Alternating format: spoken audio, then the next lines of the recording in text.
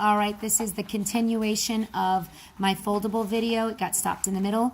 So here I have cut my top to the seam. I cut my first fold just to the seam, and then my next fold to the seam.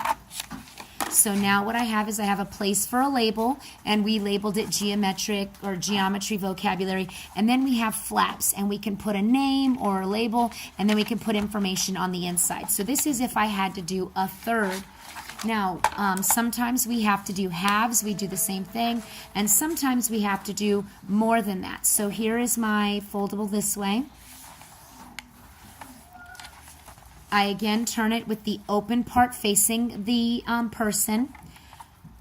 And let's say I need to separate it into fifths.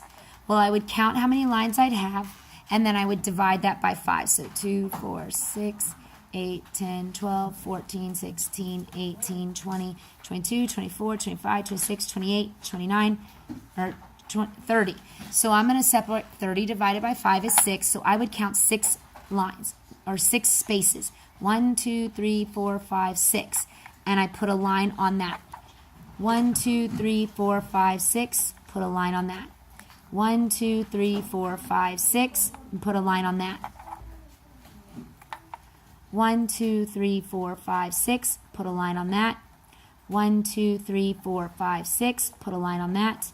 And then we have that left over.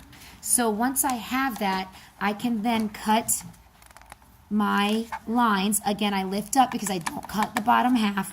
I just cut the lines that have where I drew to the seam. Again, that gives me my label space up front, and then I have my different sections. And I'm going to continue to cut like that. So this is how we create our foldables. That way, if a child is out, it's something that can be done at the home. It doesn't have to wait to come back to school. If I post the vocabulary, I'll tell you that we did a foldable with 6 sections or 7 sections or 3 sections. And that way you're not waiting in order to do your foldable, because you are responsible to do this even if you are out, because learning still happens even if you are absent. I hope this video helps. I tried to make it as simple as possible, but it is a necessity to have success in the grade level, especially when we have so many standards and we have an immense amount of vocabulary.